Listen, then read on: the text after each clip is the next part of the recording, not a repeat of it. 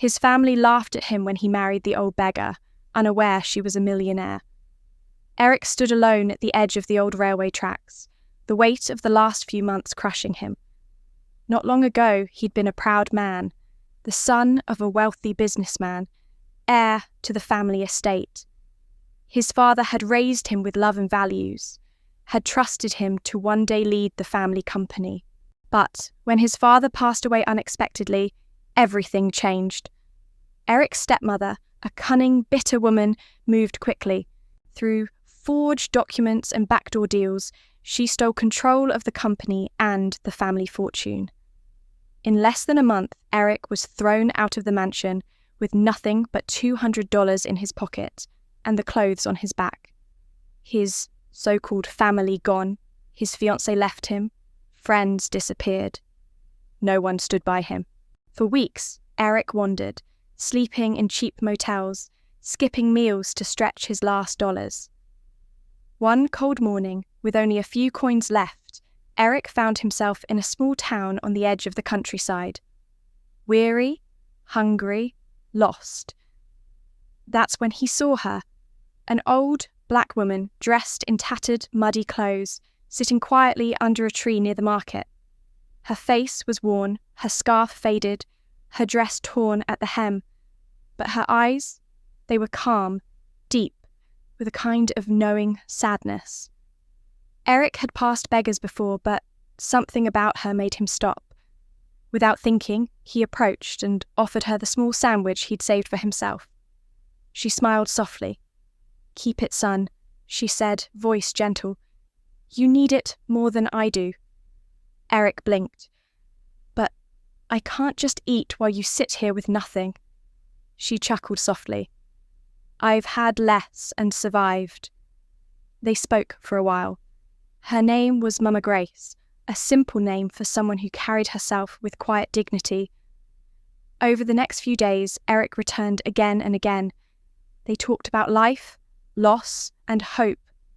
Despite having nothing, Mama Grace offered him comfort.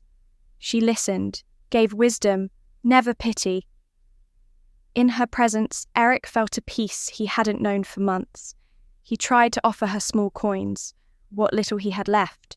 She refused every time. "I don't take from those who give from empty hands," she said. One afternoon, as they sat under the tree, Mama Grace looked at him kindly.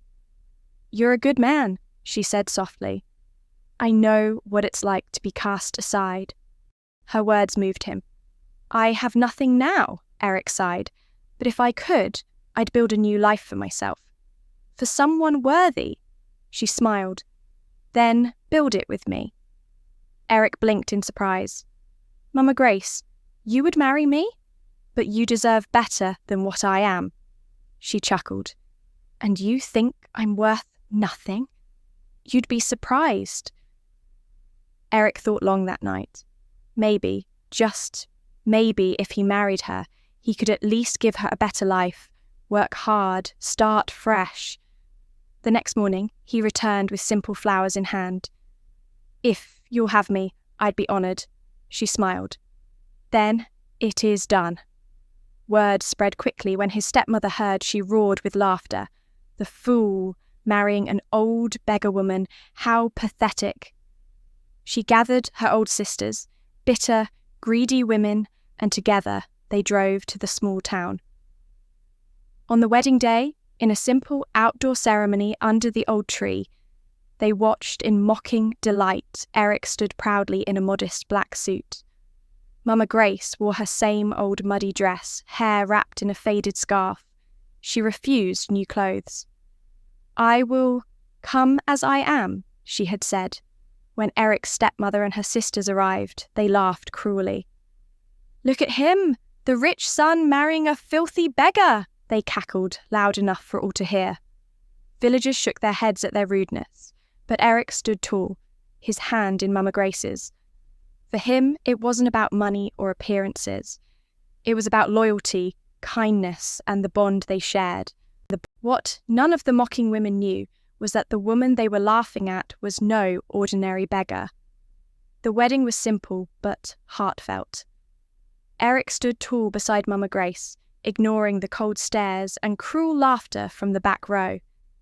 His stepmother and her sisters sat fanning themselves, smirking openly. "Such a fool," one whispered loudly. "Married a filthy beggar. Disgraceful," hissed another. But Eric held Mama Grace's hand with quiet pride. They exchanged vows beneath the old tree. There was no choir, no grand decorations. Just the simple honesty of two souls joining in trust. When the ceremony ended, the guests gathered for a small meal. The stepmother strutted through the crowd, cackling. "Enjoy your new life, Eric," she sneered, voice dripping with mockery. "I'm sure scrubbing streets with this old hag will suit you." Her sisters laughed behind her, their cruel eyes full of malice. Eric remained calm. He had expected this, but what he didn't expect was what came next. That very afternoon, as the mocking women were preparing to leave, several sleek black cars arrived at the dusty village square. Out stepped three men in fine suits, legal representatives. One approached Mama Grace with a warm smile and bowed respectfully. "Ma'am, we have prepared everything as you requested." At once, the entire mood shifted. The villagers turned to stare. Eric's stepmother frowned, watching closely. Mama Grace nodded softly and in her calm voice said, "It's time." The lawyer stepped forward and addressed the crowd. "Ladies and gentlemen, please allow me to introduce you to Madame Grace Adisa, CEO and principal owner of Adisa Holdings Group." A wave of gasps rippled through the onlookers. The stepmother's face twisted in disbelief. "What nonsense is this?" she barked. "She's a beggar! Look at her!" But the lawyer smiled coolly. For 2 years, Madame Grace chose to step away from her public role. You may remember the tragic accident at the factory. Though not her fault, she took responsibility and withdrew from the world.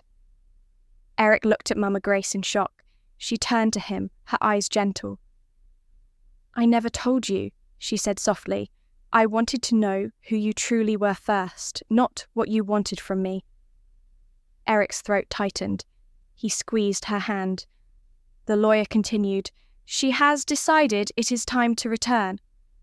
And as of this morning, her companies, which supply over 70% of the materials used by your stepmother's firm, are once again under her personal direction." The stepmother's face drained of colour. "That's impossible," she stammered. Another lawyer stepped forward and handed her a thick folder. "Here are the current contracts and supply agreements. You may wish to review them carefully. Without Madame Grace's continued goodwill, your entire operation could collapse." Now the old sisters shifted nervously, their mocking smiles gone. The stepmother tried to bluster. "She tricked him! This is fraud!" But the crowd had already turned. They had seen the truth with their own eyes. Mama Grace, still dressed in her muddy old gown, stood proud, not with arrogance, but with quiet dignity. Eric looked at her with awe. Why didn't you tell me?" She smiled softly. "I wanted a husband who valued my heart, not my fortune." Eric's heart swelled with emotion. The stepmother's voice faltered. "Please, we had no idea." Mama Grace looked her in the eye. "Your laughter meant nothing to me, but your cruelty to your own family, that I will not forget." Then she turned to Eric. "My love, shall we go?" Eric nodded. Together they walked away, leaving the stunned crowd behind. The lawyers and the team followed, while the stepmother and her sisters stood frozen, no longer mocking, no longer proud. Weeks passed. True to her word, Mama Grace resumed her role as CEO, now with Eric by her side. They worked tirelessly, rebuilding what mattered most: trust, dignity, purpose. Eric, once cast aside with nothing, now stood tall, not because of wealth, but because of the love they shared. and those who had laughed were now forced to watch from the shadows. For Mama Grace and her husband, a new chapter had begun, one written not in gold, but in loyalty, respect, and love. If you enjoyed this story, don't forget to give it a thumbs up and share your thoughts. Tell us where in the world you're reading from. We love hearing from all of you. Until next time, stay kind, stay curious, and keep embracing stories that touch the heart.